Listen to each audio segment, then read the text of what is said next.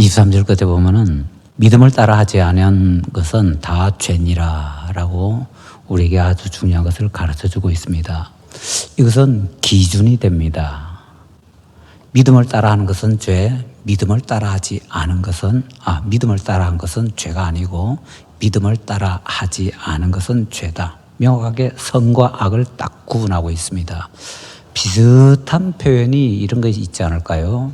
내 몸을 불사르게 내어줄지라도 사랑이 없으면 내게 유익이 없다. 그 표현은요, 선과 악에 대한 표현이 아닙니다. 내 몸을 불사르게 내어주는데 사랑이 없으면요, 유익이 없다고 하니까 더 좋으냐, 덜 좋으냐의 문제입니다. 사랑은요, 있으면은 더 좋은 겁니다. 없으면은 조금 아쉬운 겁니다. 그런데 믿음은요, 있으면 좋은 것이 아니라 믿음이 있어야 선이고 믿음이 없으면 악이다라는 것입니다. 그러니까 사랑이 있고 없고와 그 다음에 믿음이 있고 없고는 같은 성격이 아니라 천지 차이라는 겁니다. 자, 이걸 우리가 정확하게 잘 구분을 해야 되겠습니다. 자, 그래서 오늘 우리가 신앙생활에 있어서 이러한 믿음이 가장 중요한 기준이 되는데, 문제는 신앙생활에 나갈 때 이 감정이라는 것이 따라오는데, 신앙생활이라는 거하고 감정하고 어떤 관계가 있는지, 사랑이라는 것은 감정 중에 하나인 것 같은데요, 믿음은 감정도 아닌 것 같은데, 이 믿음이라는 것과 사랑이라는 것이 어떤 관계가 있는지 그걸 한번 살펴보고자 합니다. 어떻게 보면요, 신앙생활과 감정 하면은 제목만 볼 때는 이거는 남전도의 헌신예배가 아니라 여전도의 헌신예배 때 해야 되는 것처럼 생각이 될 수도 있겠습니다. 왜냐하면 감정 하면은 남자보다는 여자가 감정에 좀 더 치우치지 않는가라고 생각이 되기 때문인데요. 근데 예전에는 저도 그렇게 생각을 했었는데 요즘 와서 가만히 보니까 그런 것 같지가 않습니다. 청장년 헌신 예배 같으면은 한 50세 정도 같으면은요, 남자가 여자보다 감정에 좀 덜 휘둘립니다. 근데 한 50 정도 지나가 보니까 여성 호르몬이 막 생겨가지고 남자들이 뭐 찍 이러기도 하고요, 뭐 삐지기도 하고요.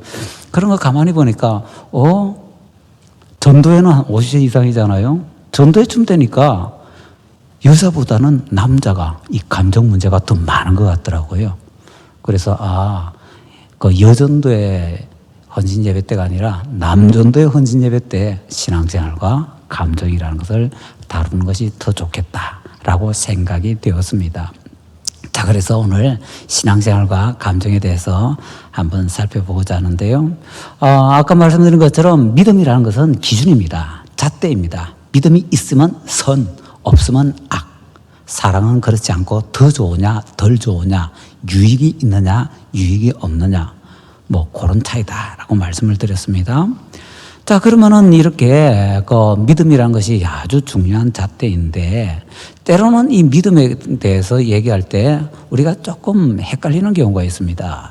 예를 들어서 이런 경우가 있죠. 내가 그리스도인이라는 확신을 가질 수 없습니다. 또는 전도 폭발에서 묻는 질문 중에 하나이지요. 예전에 이렇게 물었습니다. 오늘 죽는다면은 반드시 천국에 들어갈 자신이 있습니까? 그러면은 자신이 있다, 없다, 뭐 대답을 하는데 대부분 다 자신이 없고 글쎄요, 뭐 이런 식으로 대답을 합니다. 그러면 왜 그렇게 좀 자신이 없어 하는가라는 것을 이제 살펴보면은 감정의 문제입니다. 감정이 개입이 되게 되면은 자신이 있기도 하고 없기도 하고, 감정이 개입이 안 되면은 그렇다, 아니다, 똑 부러지게 될 수가 있더라고요. 자, 그래서 우리의 신앙생활이 흔들리고 아니고 하는 것은 감정의 문제가 개입이 되느냐 안 되느냐에 따라서 굉장히 크게 차이가 날 수 있다라는 것을 우리가 정리를 할 수가 있습니다.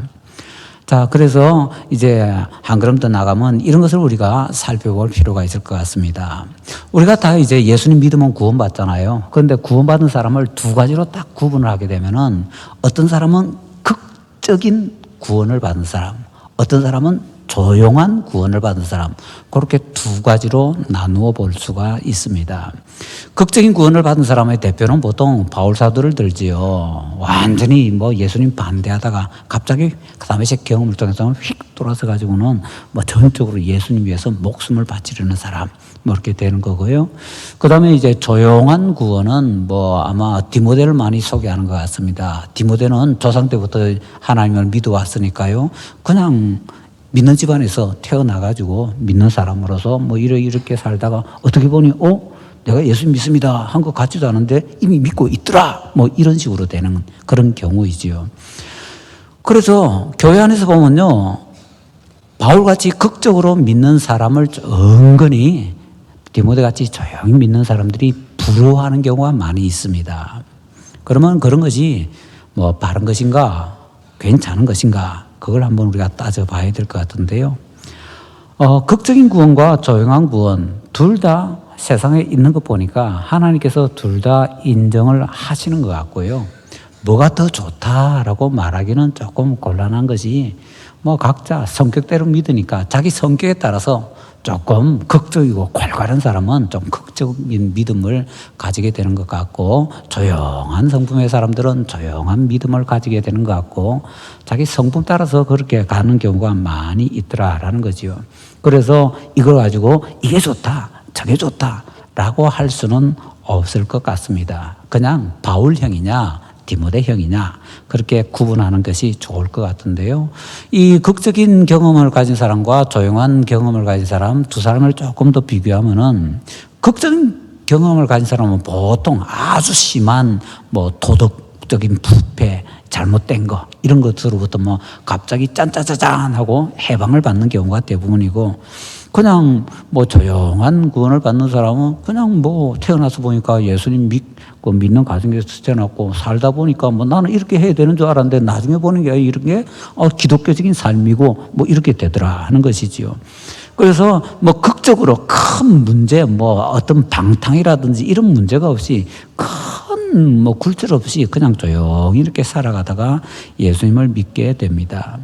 그래서 두 사람이 어떻게 이제 좀 변화를 하는가 살펴보면요.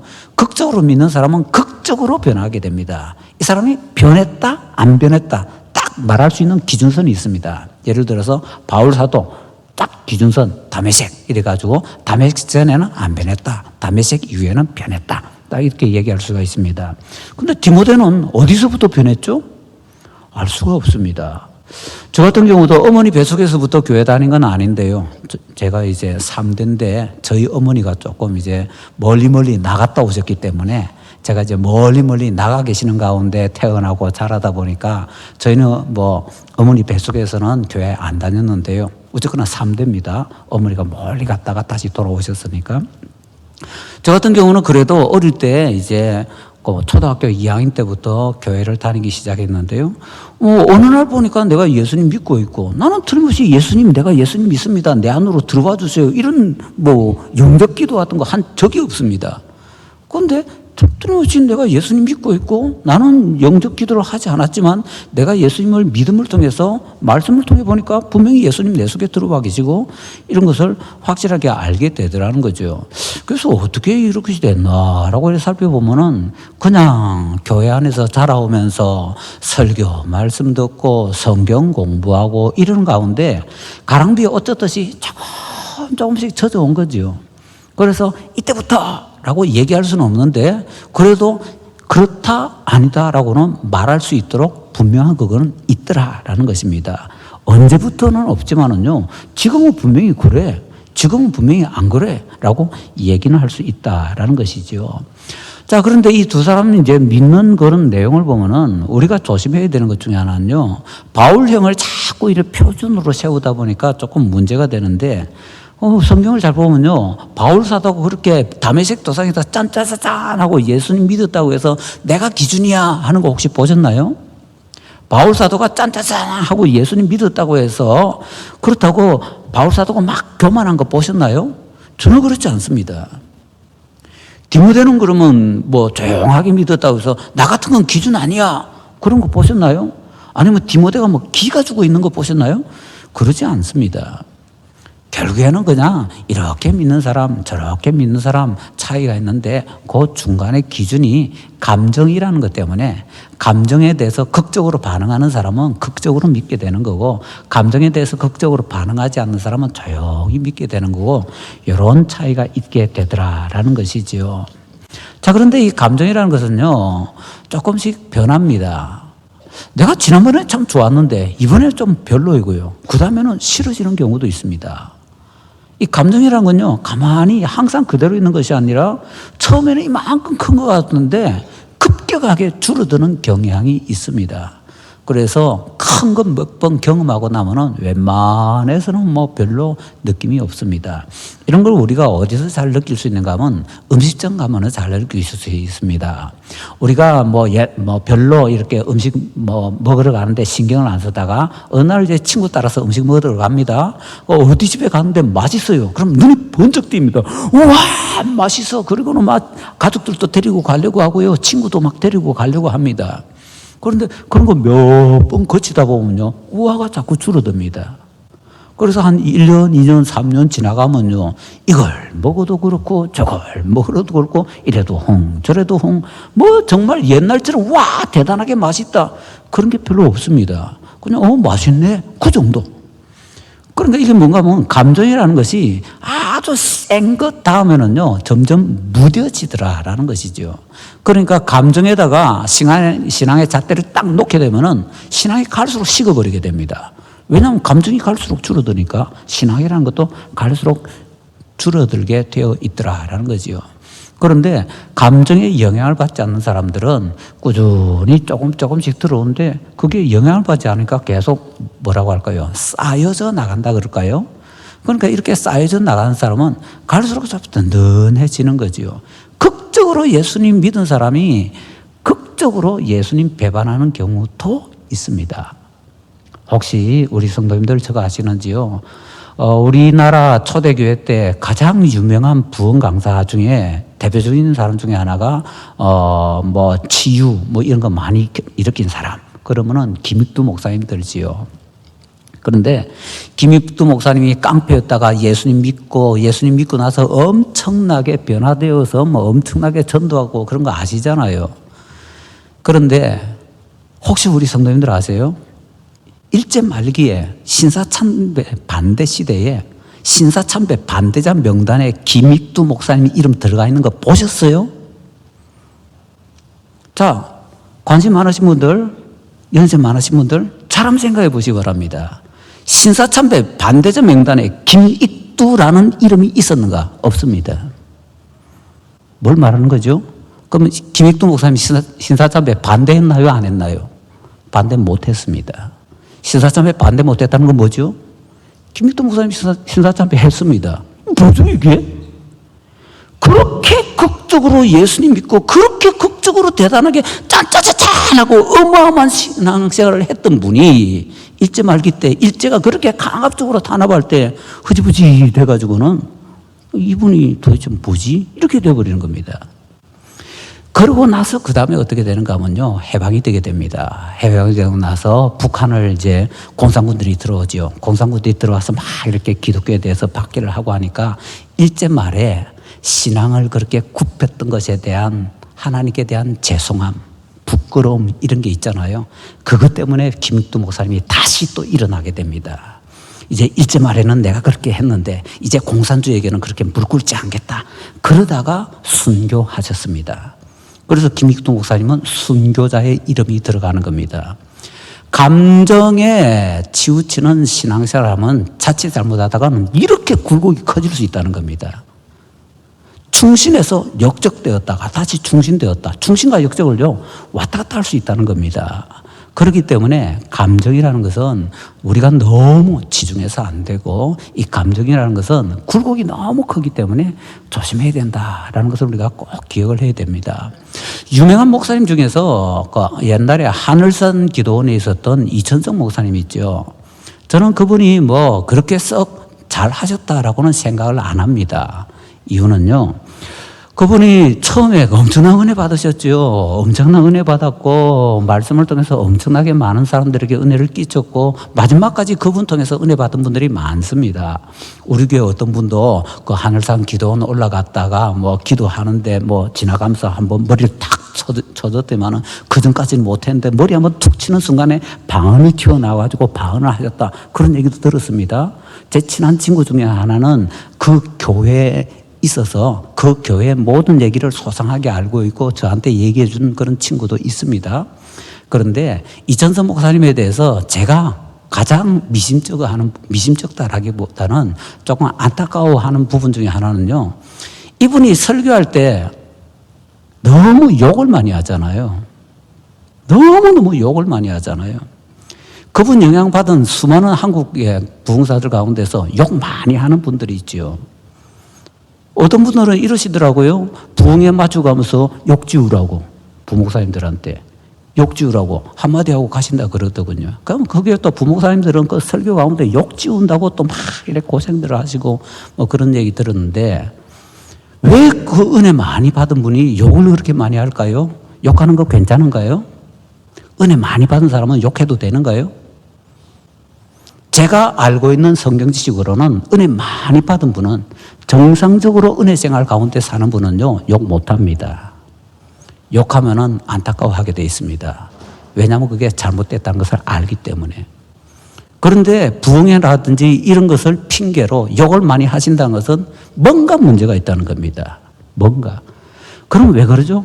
그분이 예수님 믿기 이전에 그 상위 군인으로서 엄청나게 뭐 험하게 이렇게 생활하시면서 좀 많이 하셨거든요. 그때 이게 이제 입에 붙어 있었던 거죠.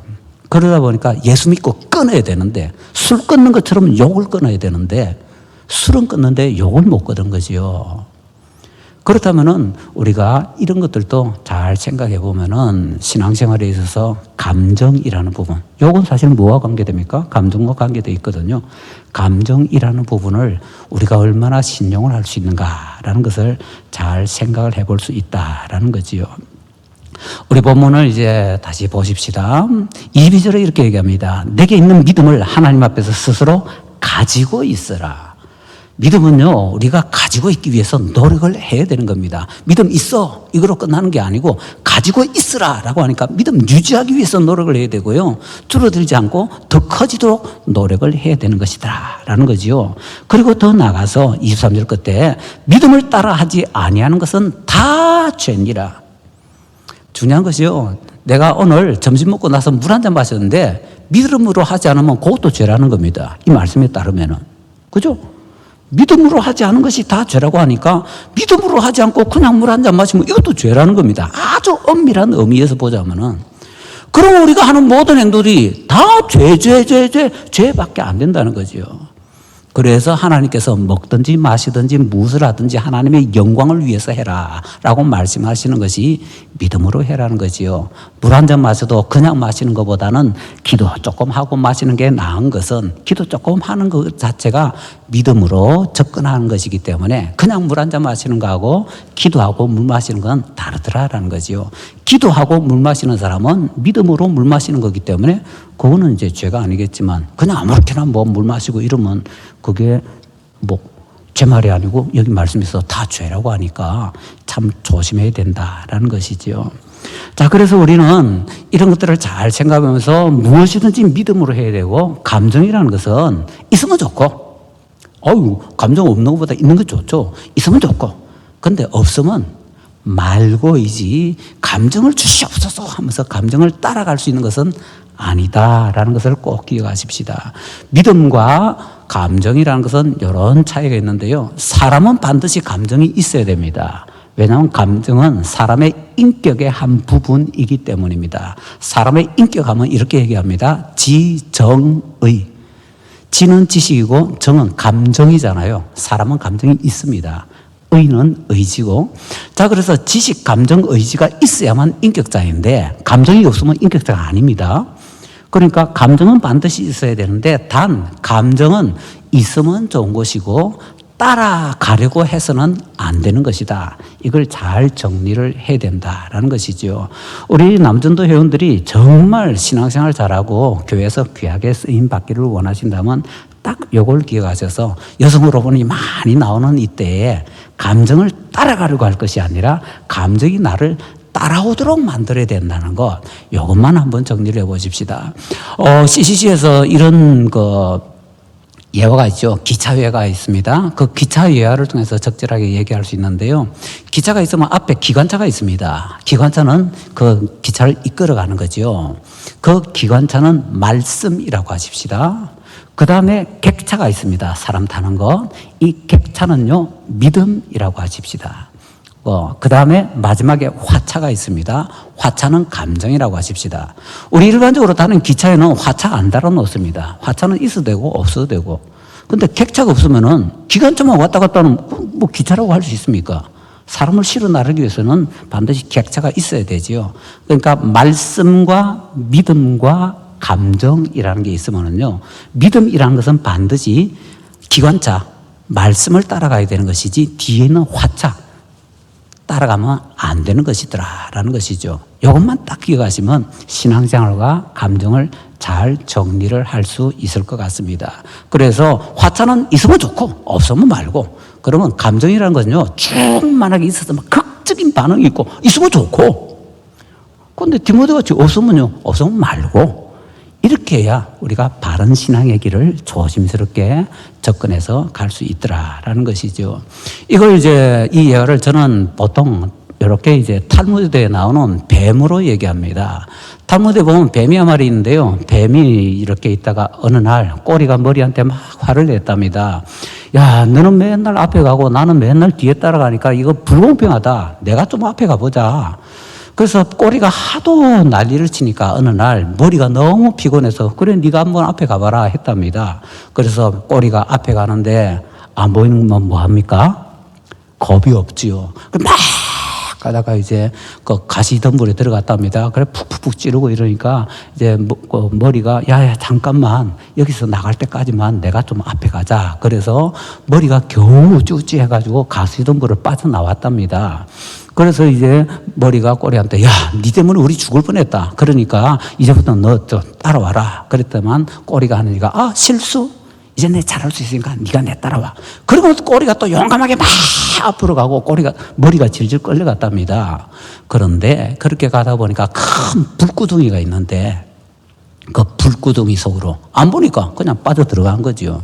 그래서 머리가 아이고 뜨거워 하면서 이제 자기가 나가려고 낑낑거리려고 노력했는데 그만 그 불구덩이에서 나올 수 없어 다 죽었더라라는 얘기가 있습니다. 이걸 아까 그 기차와 비유하면은 머리는 말씀, 몸통은 믿음, 꼬리는요 감정. 감정에 휘둘리면은 가는 것은 불구덩이밖에 없더라. 라고 기억하시면은 제대로 될 것 같습니다.